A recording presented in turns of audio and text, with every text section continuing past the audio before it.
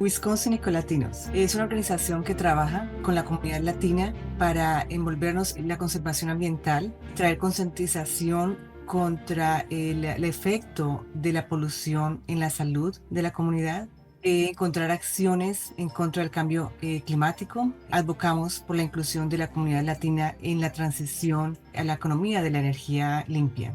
Yo soy originaria de Colombia y allí hice ingeniería de petróleos. Luego aquí en los Estados Unidos, en Filadelfia, estudié ingeniería ambiental. Entonces siempre he estado envuelta con todo el tema de la conservación ambiental y la contaminación. He estado envuelta con organizaciones nacionales que trabajan con todo esto de la conservación ambiental y de la polución, del cambio climático. Y me di cuenta que en Wisconsin necesitábamos una organización que reuniera a la comunidad latina alrededor del tópico de la conservación ambiental. Fundamos la organización hace más o menos 4 años. Estamos trabajando la parte sur central de Wisconsin y esperamos desde luego expandirnos a otras partes de Wisconsin a medida que vayamos creciendo. Uno de los aspectos importantes que noté en la página de tu organización es que hablan de estos agentes contaminantes que se llaman PFAS.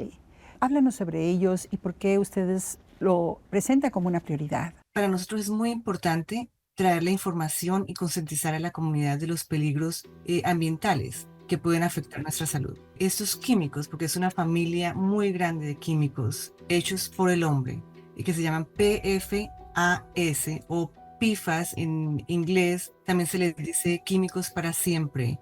Esos químicos se han usado desde los años 50.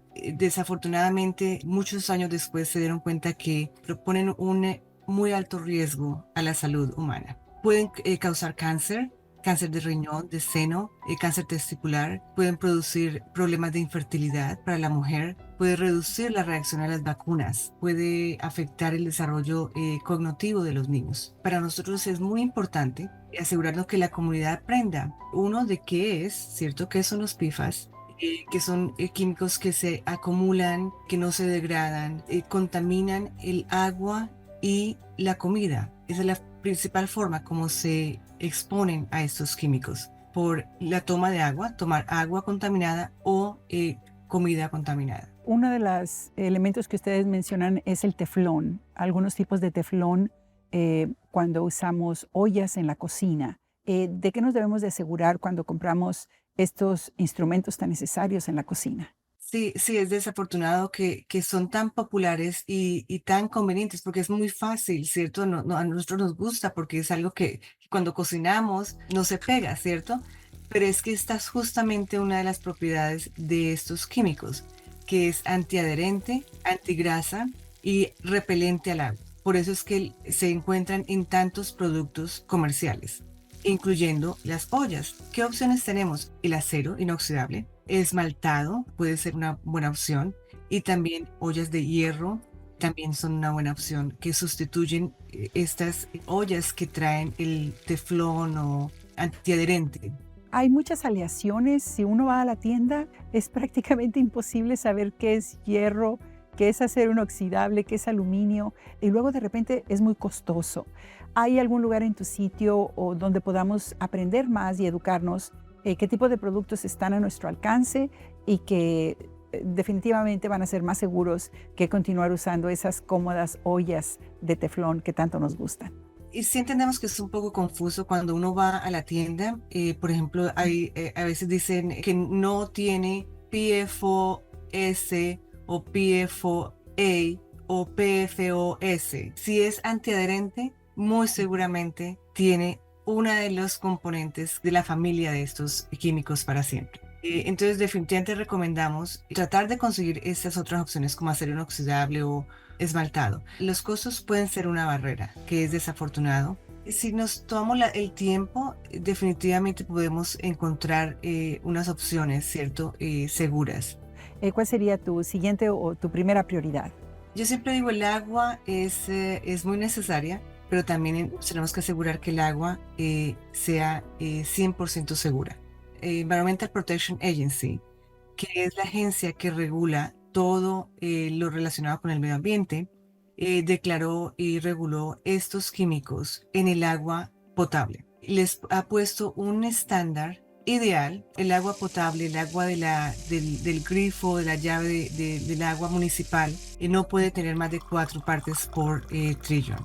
Esto es muy bueno, esto es buena noticia para todas las personas en Estados Unidos. Aún así, esto tiene que ser implementado, ¿cierto? Está la regulación, que es muy bueno, porque no la había, pero tiene que ser implementado. Entonces, pueden tomarse 3 a 5 años hasta que todas las agencias municipales que tratan el agua cumplan con estos requisitos. Yo siempre digo, es mejor ser proactivo, es mejor estar adelante y asegurarnos, ¿cierto?, de que nuestra agua sea saludable. Por eso recomendamos filtrar el agua también. Podemos usar carbón activado, es una opción. Está a la venta en muchas partes, tiendas comerciales. También está la otra opción para filtrar el agua, es la reverse osmosis, que es un sistema un poco más complicado. Ahora se puede conseguir a precios razonables, pero yo siempre recomiendo más filtrar el agua a comprar agua embotellada, porque muchas personas en nuestra comunidad desconfían del agua que viene de la llave y compran agua de botellas de plástico. Y realmente es algo que nosotros no recomendamos porque introduce entonces los microplásticos, es agua que no tiene estándares. La mejor recomendación es filtrar el agua. Cristina, ¿cómo la gente puede aprender más sobre ustedes? ¿Cómo puede informarse? ¿A qué teléfono? ¿En qué sitio del internet? Nuestro website www.wisconsinecolatinos.org. Allí pueden escribirnos. También nuestro email es info@wisconsinecolatinos.org. Yo siempre invito a toda la comunidad a que pensemos en nuestra huella de carbón. A veces nos confundimos de qué podemos hacer. El cambio climático es un hecho. Para el año 2050, Wisconsin puede tener más de 30 días de temperaturas de más de 90 grados, que es el calentamiento climático, y debemos empezar a adaptarnos y contribuir también a reducir este impacto climático. Podemos reducir el consumo de energía, pensar en el consumismo, pensar cómo manejamos los desechos, cómo reciclamos, siempre pensando en que tenemos que cuidar los recursos naturales.